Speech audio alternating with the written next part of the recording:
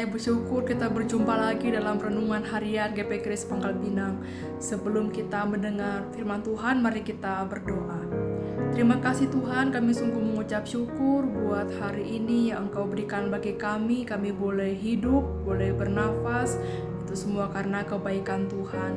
Dan pada hari ini hati kami siap untuk menerima firman Tuhan. Kiranya Engkau berkati, kiranya firman Tuhan dapat bertumbuh dan berbuah dalam kehidupan kami, sehingga kami dapat melakukannya dalam kehidupan kami sehari-hari. Inilah doa kami demi Kristus, Tuhan kami yang hidup, kami berdoa. Amin. Saudara, perenungan firman Tuhan hari ini terdapat dalam Amsal 13 ayat 20. Siapa bergaul dengan orang bijak menjadi bijak, tetapi siapa berteman dengan orang bebal menjadi malang. Saudara, ayat tadi yang kita baca itu mengajarkan kita bahwa siapa yang kita pilih untuk menjadi teman dekat itu akan sangat mempengaruhi hidup kita. Kalau kita sering bersama orang yang bijak, seperti orang yang mau belajar, orang yang mau mendengarkan nasihat, takut akan Tuhan, kita pun perlahan-lahan ikut menjadi bijak juga. Tapi kalau kita terlalu dekat dengan orang yang tidak mau mendengarkan kebenaran, yang keras kepala, tidak mau berubah, maka hidup kita pun juga bisa terseret dan mengalami kesusahan dalam hidup kita. Saudara, sebagian besar dalam kitab Amsal itu ditulis oleh Raja Salomo. Pada masanya Salomo dikenal sebagai orang yang paling berhikmat, dan hikmat yang dimilikinya itu bukan semata-mata karena kepandaian atau pengalaman hidup, tapi karena hubungannya, relasinya yang erat dengan Tuhan.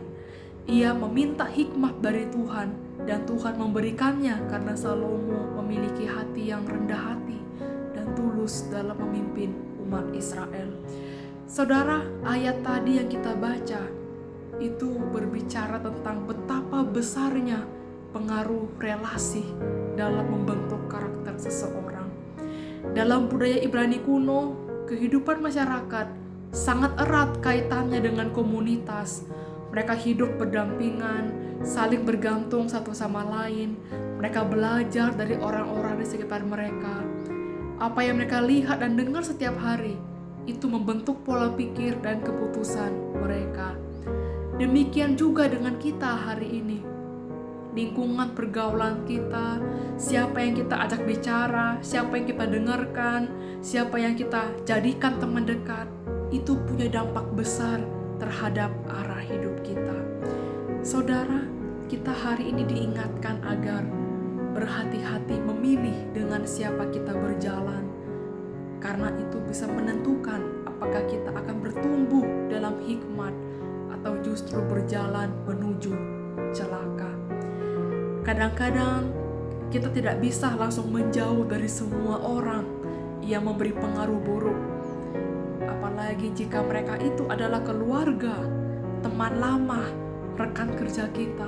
Tapi saudara, kita bisa mulai belajar memilih siapa yang kita izinkan untuk membentuk cara berpikir kita. Kita bisa mulai lebih sering mendengar suara orang-orang yang hidupnya mencerminkan kasih dan hikmat Tuhan. Jika kita mungkin merasa kesulitan mencari teman yang baik, kita bisa mulai mencari komunitas yang sehat, komunitas rohani, kelompok kecil, atau orang-orang yang punya kerinduan untuk mau belajar hidup dengan benar.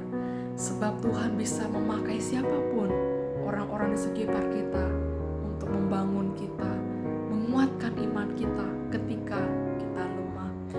Dan yang tidak kalah penting juga saudara, kita diundang untuk menjadi pribadi yang bijak bagi orang lain, agar hidup kita bisa menjadi pengaruh yang baik, pengaruh yang positif bagi teman-teman kita. Asalkan hidup kita berjalan dalam kebenaran dan kasih. Saudara, hari ini marilah kita mengambil waktu untuk menilai kembali siapa yang paling sering mempengaruhi hidup kita dan bertanya, apakah saya sedang berjalan dengan orang bijak atau justru membiarkan diriku terseret oleh pengaruh yang salah? Karena siapa yang kita ajak berjalan hari ini itu sangat menentukan kemana kita akan tiba besok. Mari kita berdoa. Terima kasih Tuhan, kami sudah mendengarkan renungan firman-Mu. Kami mohon tuntunlah kami agar kami bisa memilih pertemanan dan relasi dengan bijak, dan kiranya Engkau kuatkan kami menjadi pribadi-pribadi yang senantiasa saling membangun satu sama lain lewat iman dan kehidupan kami. Tolonglah kami Tuhan, berikan kami kekuatan untuk bisa setia mengasihi Tuhan dalam kehidupan kami. Inilah doa kami, dalam nama Tuhan Yesus kami berdoa.